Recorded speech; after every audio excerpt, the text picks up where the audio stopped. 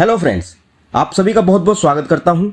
दोस्तों, हम अपनी पिछली 2 सीरीज में काफ़ी वीडियोस लेकर आए हैं घर बनाने को लेकर, जैसे 2 और 3 स्टोरी हाउस के लिए फुटिंग की डिटेल्स की, प्लिंथ बीम के साइज और सरिये की डिटेल की, कॉलम और स्लैब के साइज और रीइंफोर्समेंट डिटेल की, जिन्हें आप लोगों का काफ़ी प्यार मिला।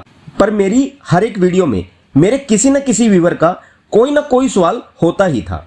1 मंजिला घर की, 2 मंजिला घर की, 3 मंजिला और 4 मंजिला की डिटेल को लेकर। इसीलिए मैंने सोचा है कि क्यों ना एक ऐसी सीरीज स्टार्ट करूं जिसमें हर किसी को अपना अपना आंसर मिल जाए। तो आज से मैं एक नई सीरीज स्टार्ट कर रहा हूं, full details of footing, column, beam और स्लैब की। 1 मंजिला, 2 मंजिला, 3 मंजिला, 4 मंजिला और 5 मंजिला घर की कंस्ट्रक्शन के लिए, जिसमें हम स्टेप बाय स्टेप सभी स्ट्रक्चरल मेंबर को डिटेल में देखेंगे। तो आज इस वीडियो में मैं आपको 1 मंजिला, 2 मंजिला, 3 मंजिला, 4 मंजिला और 5 मंजिला तक घर बनाने के लिए फुटिंग की कंप्लीट डिटेल बताऊंगा कि कितने मंजिल घर के लिए आपको क्या तो फुटिंग का साइज रखना है और उसमें क्या सरिया देना है। तो बहुत ही इंपॉर्टेंट वीडियो है, वीडियो में बने रहें अगर आप अपना घर बना रहे हैं या बनाने की सोच रहे हैं। तो चलिए वीडियो को शुरू करते हैं बिना किसी देरी के। दोस्तों, वैसे तो फुटिंग का साइज और डेप्थ बहुत से वेरियस फैक्टर पर डिपेंड करता है, जैसे types of soil, bearing capacity of soil, footing पर आने वाले लाइव लोड और डेड लोड पर यह सभी चीजें एक कमर्शियल बिल्डिंग के लिए ज्यादा जरूरी होती हैं। जी हां, जनरल रेजिडेंशियल घरों के लिए हम कुछ थंब रूल्स को फॉलो करते हैं। तो आज मैं आपको वही थंब रूल बताने वाला हूं जिससे आपको किसी भी स्ट्रक्चरल इंजीनियर के पास जाने की जरूरत नहीं पड़ने वाली। तो आइए अब फुटिंग की डिटेल को 1 बाय 1 समझते हैं। तो सबसे पहले G+0 यानी कि सिंगल स्टोरी। अगर आप 1 मंजिला मकान बना रहे हैं, ओनली ग्राउंड फ्लोर, तो आपको फुटिंग का साइज और डेप्थ कभी भी 3 फीट से कम नहीं रखनी है। यह आप जरूर ध्यान रखना कि आपके फुटिंग का साइज और डेप्थ कभी भी 3 फीट से कम तो नहीं होनी चाहिए। आप अपने फुटिंग का साइज 3 फीट से 4 फीट तक ही रखें। और मैं आपको रिकमेंड करूंगा कि आप अपनी फुटिंग का साइज 1 मंजिला मकान के लिए, ओनली ग्राउंड फ्लोर के लिए 3.5 फीट बाय 3.5 फीट तक रखें, यानी कि 1 मीटर बाय 1 मीटर का। और अगर फुटिंग की डेप्थ की बात करूं तो फुटिंग की डेप्थ भी आपको 3 फीट से कम नहीं रखनी है। और मैं रिकमेंड करूंगा कि आप फुटिंग की डेप्थ भी 3.5 फीट रखें, यानी कि 1 मीटर। तो 1 मंजिला मकान के लिए आपको फुटिंग की लंबाई, चौड़ाई और गहराई सभी 1 मीटर होनी चाहिए, जो एकदम सेफ है। तो अगर इस फुटिंग की रीइंफोर्समेंट डिटेल की बात करूं, यानी कि सरिया कितने का रखना है, तो वैसे तो आप सरिया 10 mm का भी रखेंगे 6 इंची सेंटर टू सेंटर स्पेसिंग पर, तो कोई प्रॉब्लम नहीं है। फिर भी एक सेफ साइड रहने के लिए मैं आपको रिकमेंड करूंगा 12 mm डाया का सरिया, 150 mm यानी कि 6 inch centre to centre spacing पर। बाकी आपकी मर्जी है, आप 10 mm का भी रख सकते हैं और 12 mm का भी, कोई प्रॉब्लम नहीं है। दूसरा, अगर आप डबल स्टोरी G+1 यानी कि 2 मंजिला घर बना रहे हैं, तो फिर आपके जो फुटिंग का साइज होना चाहिए वह 3.5 फीट से 4.5 फीट के बीच में होना चाहिए, यानी कि 3.5 फीट लेंथ और 3.5 फीट ब्रेथ। और मैं आपको रिकमेंड करूंगा कि अगर आप 2 मंजिला मकान बना रहे हैं तो आप अपने फुटिंग का साइज 4 फीट बाय 4 फीट रखेंगे तो बेस्ट रहेगा। और अगर डेप्थ की बात करूं तो आपके फुटिंग की गहराई 2 स्टोरी हाउस के लिए 4 फीट से कम नहीं होनी चाहिए। 2 स्टोरी हाउस के लिए रिकमेंड फुटिंग डेप्थ है 4.5 फीट। आप 4.5 फीट फुटिंग की डेप्थ रखें, बेस्ट है। और अगर रीइंफोर्समेंट यानी कि सरिये की बात करें तो फुटिंग मैश जाली के दोनों टॉप और बॉटम में वैसे तो 10 mm से कम नहीं रखना है। आप 10 mm का सरिया भी दे सकते हैं 6 इंची सेंटर टू सेंटर स्पेसिंग पर, लेकिन मैं रिकमेंड करूंगा कि आप फुटिंग में 12 mm डाया का सरिया दें, वही 150 mm यानी कि 6 inch centre to centre spacing पर, दोनों टॉप और बॉटम में। तीसरा है G+2 3 स्टोरी यानी कि 3 मंजिला मकान। अगर आपको 3 मंजिला मकान बनाना है तो आप फुटिंग का साइज 4 से 5 फीट तक रख सकते हैं, पर अगर आप footing size 5 feet by 5 feet का रखेंगे तो बेस्ट रहेगा। और फुटिंग की डेप्थ भी आपकी 4.5 फीट से कम नहीं होनी चाहिए। बेहतर है कि आप फुटिंग की डेप्थ 5.5 फीट रखें।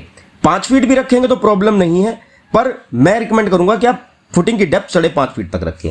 और 3 मंजिला मकान के लिए फुटिंग मैश जाली के टॉप और बॉटम में आपको सरिया रखना है कम से कम 10 mm डाया का, पर 12 mm का रखोगे 6 inch centre to centre spacing पर तो ज्यादा सही रहेगा।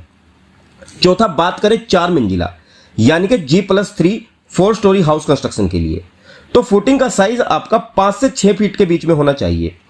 5 फीट से कम कभी नहीं होना चाहिए। और मैं रिकमेंड करूंगा कि आप 2 मीटर बाय 2 मीटर यानी कि 6 फीट बाय 6 फीट फुटिंग का साइज रखें 4 मंजिला मकान बनाते हुए, जिसकी डेप्थ भी 6 फीट से कम नहीं रखनी है। आप फुटिंग की डेप्थ 6.5 फीट तक रखोगे तो बेस्ट है। और अगर 4 स्टोरी हाउस में फुटिंग रीइंफोर्समेंट की बात करूं तो दोनों टॉप और बॉटम में आपको कभी भी स्टील 12 mm डाया से कम नहीं रखना है। मैं रिकमेंड करूंगा 16 mm डाया के सरिये के लिए 6 inch centre to centre spacing पर अगर आप 12 mm का बार रखना चाहते हैं तो centre to centre spacing 5 inch कर दो। अब पांचवा है 5 स्टोरी हाउस, 5 मंजिला घर G+4, जिसमें फुटिंग का साइज 7 से 8 फीट तक रखना है। 7 फीट बाय 7 फीट का साइज रिकमेंडेड है 5 मंजिला घर के लिए। और फुटिंग की डेप्थ 7 फीट से कम नहीं होनी चाहिए। बेस्ट है आप फुटिंग की डेप्थ 7.5 फीट रखो ताकि भविष्य में कोई प्रॉब्लम ना आए। अगर सरिये की बात करें तो फुटिंग की मैश जाली के दोनों टॉप और बॉटम में बार डाया 12 mm से कम नहीं होना चाहिए। मैं सजेस्ट करूंगा कि आप 16 mm डाया का सरिया यूज करें और 6 इंच यानी कि 150 mm centre to centre spacing रखें। तो ये तो हो गई 1 से 5 मंजिला घर तक के लिए फुटिंग के साइज, डेप्थ और सरिये की डिटेल। अब कुछ कॉमन बातें हैं फुटिंग की, चाहे आप 1 मंजिला घर बना रहे हो, 2 मंजिला, 3 मंजिला, 4 मंजिला या फिर 5 मंजिला, ये कुछ कॉमन बातें हैं सभी के लिए। नंबर 1 कि फुटिंग में जो आप स्टील बार यूज करेंगे उसका ग्रेड कभी भी FE 500 से कम नहीं होना चाहिए। नंबर 2 है कंक्रीट ग्रेड। मिनिमम जो आपको फुटिंग में कंक्रीट ग्रेड रहेगा वह M20 से कम नहीं होना चाहिए, यानी कि 1:1.3 के रेशो से, जिसमें 1 पार्ट सीमेंट है, 1.5 पार्ट सैंड का रहेगा और 3 पार्ट एग्रीगेट का रहेगा। और नंबर 3 है कंक्रीट कवर। फुटिंग में जो कंक्रीट कवर रहेगा वह मिनिमम 40 mm यानी कि 1.5 इंच का तो होना ही चाहिए। इससे कम कवर आपको फुटिंग में नहीं रखना है। और कुछ इंपॉर्टेंट नोट्स हैं आप लोगों के लिए जो आपको फुटिंग के वक्त ध्यान में रखने हैं। जैसे नंबर 1 कि इस वीडियो में दी गई जानकारी सिर्फ तभी अप्लाई करनी है जब आपकी सोइल कंडीशन अच्छी हो, यानी कि 3 फीट पर ही आपको हार्ड स्टार्टा मिल जाए। अगर आपकी सोइल अच्छी नहीं है, काली मिट्टी है या फिर चिकनी मिट्टी है, तो आप पहले कंसल्ट करें किसी स्ट्रक्चरल इंजीनियर से और उसी के मुताबिक अपनी फुटिंग का साइज और डेप्थ डिसाइड करें। नंबर 2 दूसरी बात कि आपको फुटिंग की गहराई वहां तक लेनी ही है जब तक कि आपको हार्ड स्टार्टा ना मिल जाए। जैसे कि मैंने आपको 1 मंजिला के लिए 3.5 फीट बताई थी, पर अगर आपको 3.5 फीट पर हार्ड स्टार्टा नहीं मिलता तो आपको 4 फीट 4.5 फीट जहां तक हार्ड स्टार्टा मिलता है वहां तक तो जाना ही है। नंबर 3 जनरल हाउस कंस्ट्रक्शन के लिए आइसोलेटेड फुटिंग सबसे बेस्ट फुटिंग मानी गई है। इसे ही यूज करें स्क्वायर और रेक्टेंगुलर फुटिंग की बजाय। आइसोलेटेड फुटिंग ज्यादा लोड बियर कर सकती है इन कंपैरिजन ऑफ स्क्वायर और रेक्टेंगुलर फुटिंग। नंबर 4 आपके 2 कॉलम के बीच का डिस्टेंस कभी भी 16 फीट से ज्यादा नहीं होना चाहिए और न ही आपको रखना है, यह भी आप जरूर ध्यान में रखें।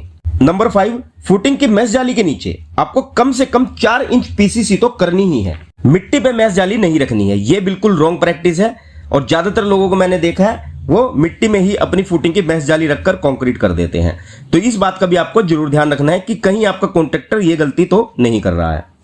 नंबर 6 आपकी फुटिंग की थिकनेस कभी भी 8 इंच से कम नहीं होनी चाहिए। 8 इंच तो कम से कम रखनी ही है। नंबर 7 फुटिंग बांधते हुए हम उसमें कॉलम खड़ा करते हैं फुटिंग की कास्टिंग से पहले, तो हमेशा ध्यान रखें कि कॉलम का जो फुटिंग में एल मुड़ेगा यह भी 1.5 फीट यानी कि 450 mm से कम नहीं होना चाहिए।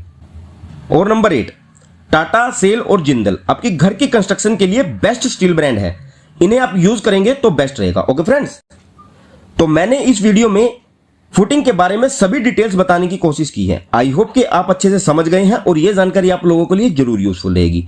अगर फिर भी आपकी कोई समस्या या क्वेरी है तो आप हमें कमेंट करें या डायरेक्ट मैसेज करें हमारे टेलीग्राम सिविल इंजीनियरिंग ग्रुप पर, आपको रिप्लाई जरूर दिया जाएगा। और वीडियो पसंद आई हो तो इसे एक लाइक करके हमारा मोटिवेशन बढ़ाएं ताकि हम आप लोगों के लिए ऐसी ही यूजफुल जानकारियां लाते रहें। सो वीडियो में यहां तक बने रहने के लिए आप सभी का बहुत बहुत धन्यवाद। See you in the next video lecture guys. Thanks for watching and have a nice day.